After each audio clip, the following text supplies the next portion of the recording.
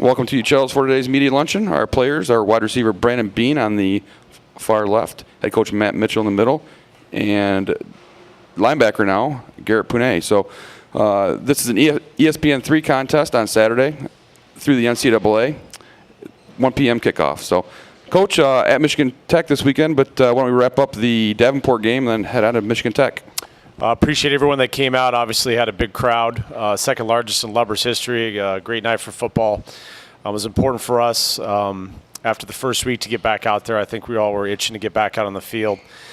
I thought we played with great discipline. We've had 2 weeks here. We really haven't, had a lot of stupid penalties. I think we've been playing disciplined football, together football. We just haven't been executing very well, offense, defense, and special teams, but made a step in the right direction past Saturday. So when you take a look at the defensive side of the ball, we're cognizant that was not the strongest offensive unit that we're probably going to face in the year, but at the same time, we were better with our run fits. I think we made a step being a little bit more physical, a little bit more trust that was occurring with guys staying in their gaps, reading their keys. So, getting a shutout is difficult again. Qualify that with, their starting quarterback was out, and they had some missing pieces, but, still get a shutout and play the way we did, I thought, showed some of the character that we have on the defensive side of the ball with coaches and players.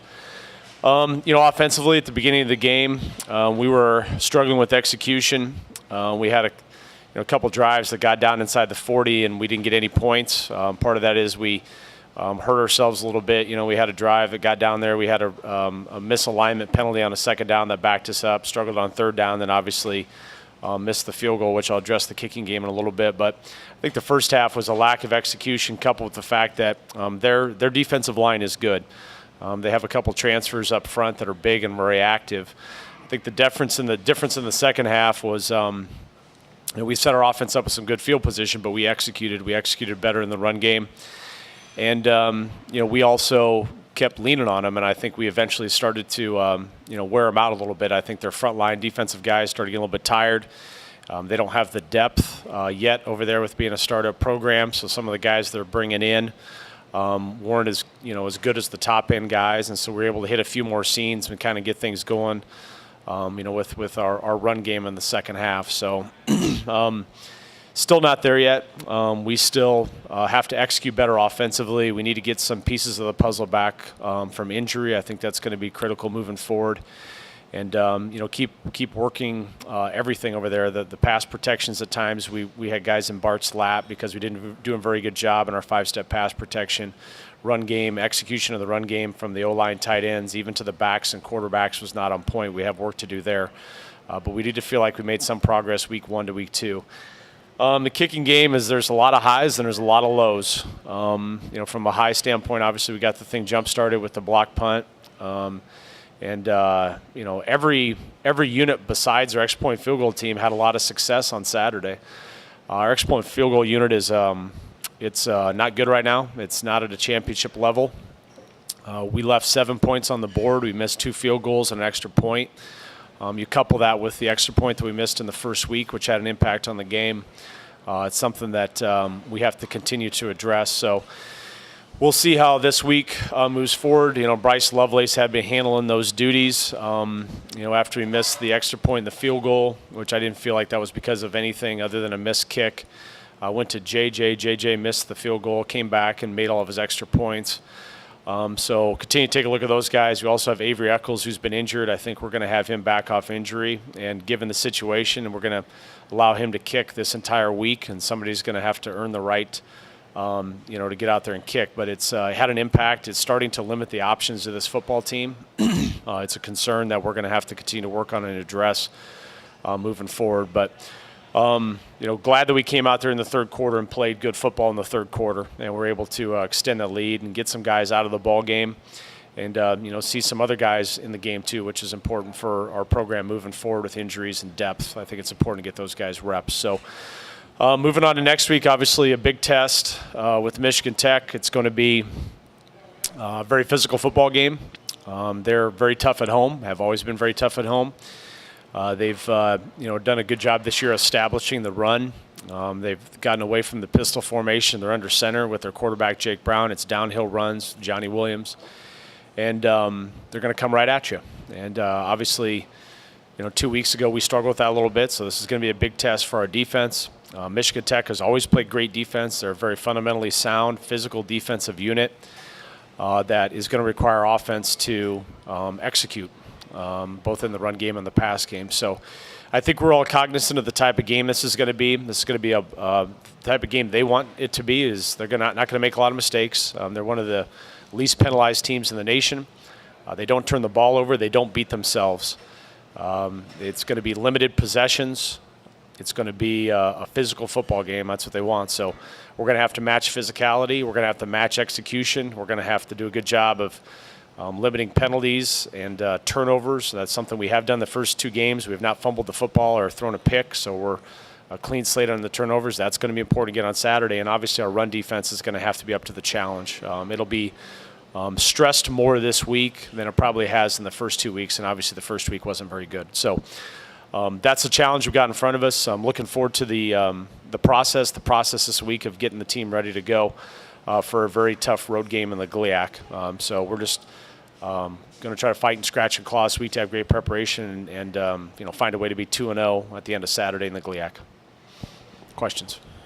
Coach, road trip concerns. You lost your first game this year on the road, and last time you went to Michigan Tech, it didn't turn out so well. Correct. Talk about the challenges, and if there's, I don't think there's too many guys who made that last trip with you. No, the last time we went up there was 2014, so I don't know that there's a ton of guys that have made that trip. I mean, my inclination is not to overblow it too much. I mean, we'll tell them what we're going to do in terms of the trip and the travel, but at some point, when you step on the field, they got 11 on offense, we got 11 on defense, and vice versa, the other side, and you got to line up and play. So I tend to think that if you focus too much on the trip and the preparation that goes into all the trip and everything, you might lose sight of the football. And at the end of the day, what's going to win or lose the game is when the ball's kicked off the football. The football is the most important part of the trip. And so, it's our road schedule this year is difficult with the games that we have.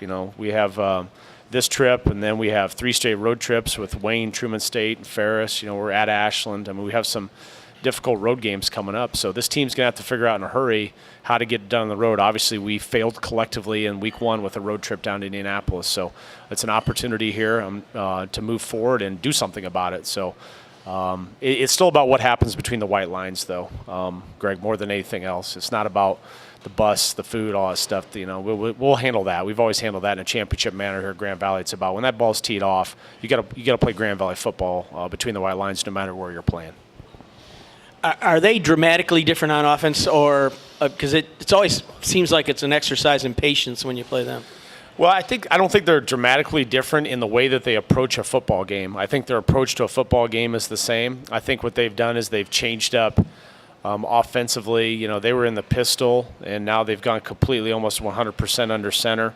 I think in the first 2 games in our breakdown, there's been a total of 5 5-step passes with a 5-step drop in two games.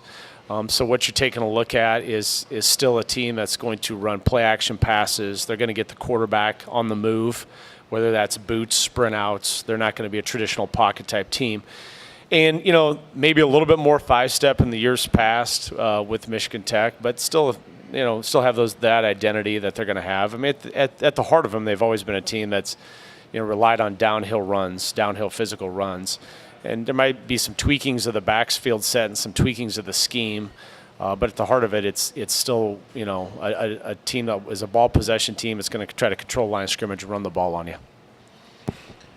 So piggybacking on that topic, Mitch, talk about their quarterback and what you've seen out of him. Obviously, only a couple games of tape. It seems like Tech always has quarterbacks that play for 18 years before they graduate. Yep. So you're getting a guy who's a little bit green, I suppose, when you look at it through that lens. Tell me more about what you see about Jake Brown. Well, I think it probably speaks volumes, Tony, that he was elected as a captain to his team as a first-year starter and being an underclassman. So I would assume that tells you that within the building he has a great deal of respect out of his teammates.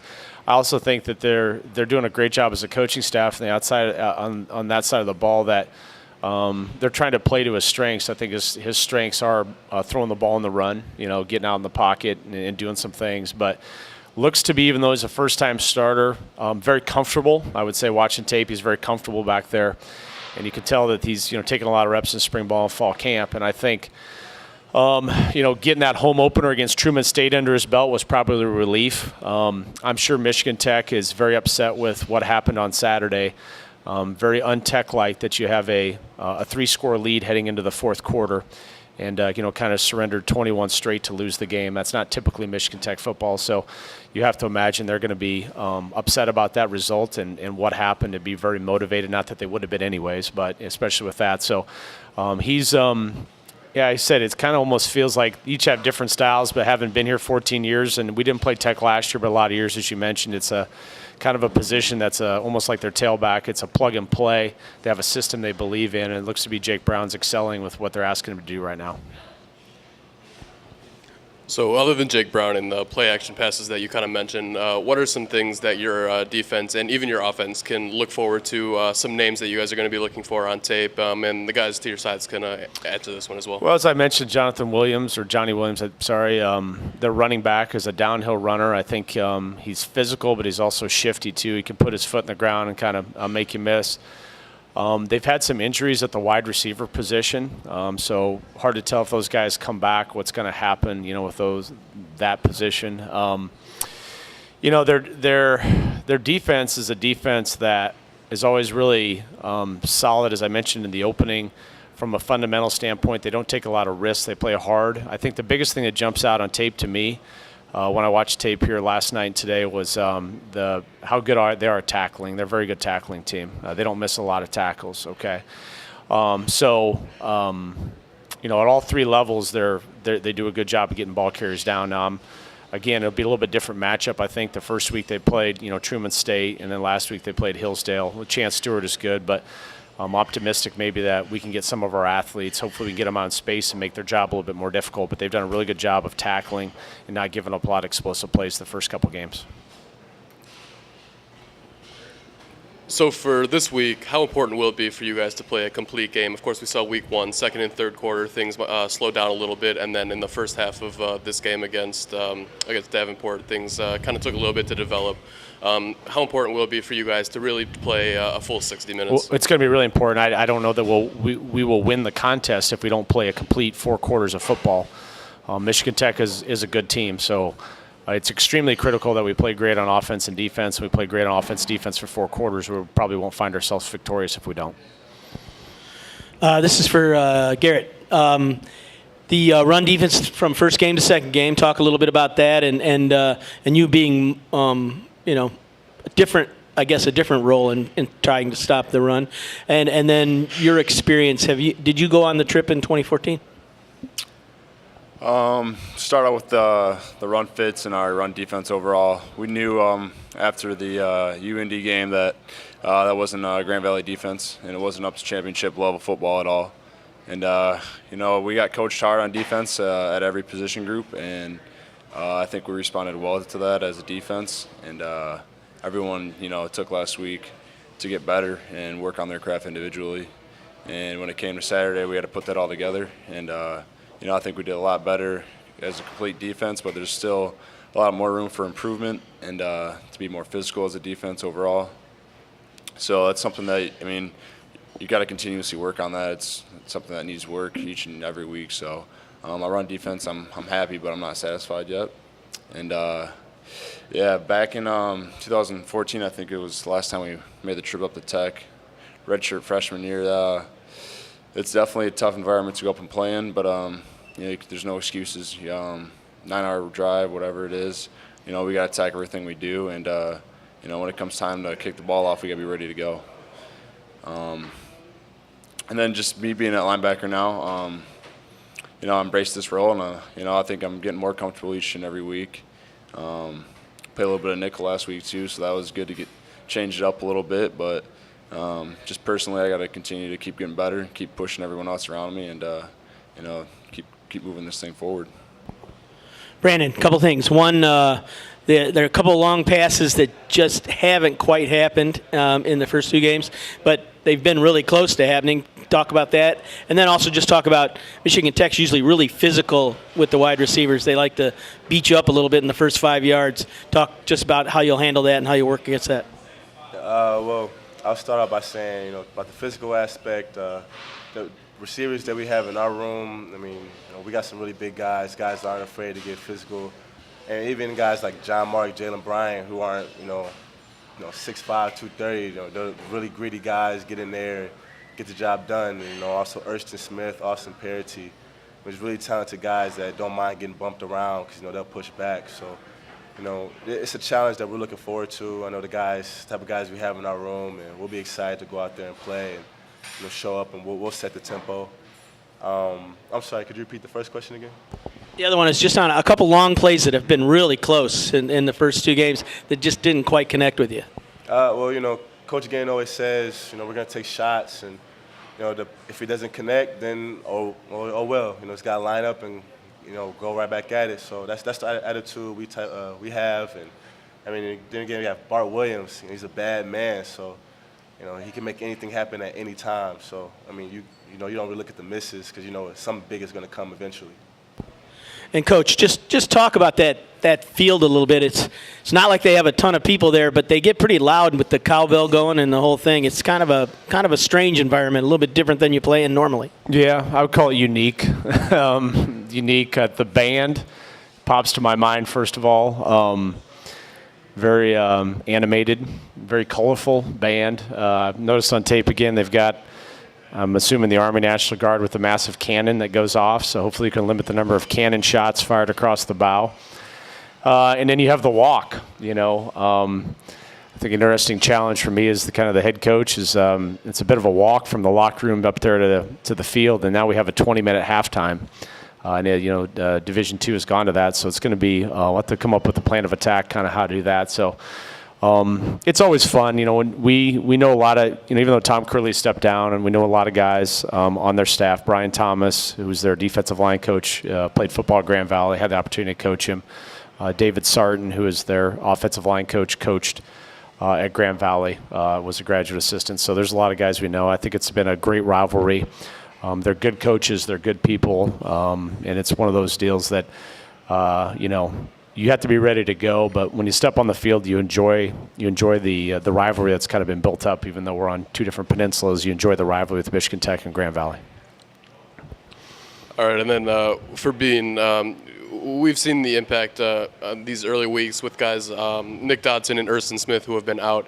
What kind of pressure has that put on you and the other receivers to kind of go out there and kind of not pick up the slack, but kind of do more to make sure that the impact or the loss of those guys isn't really felt as much? Well, you could never replace the Urston Smith or Nick Dodson. Those guys are just electrifying playmakers. But moving forward, it's just about you got to focus on what we do have, and we still have, like I mentioned before, Austin Parity, Jalen Bryan, John Mark Anderson. Those guys are extremely great playmakers. I mean, they can.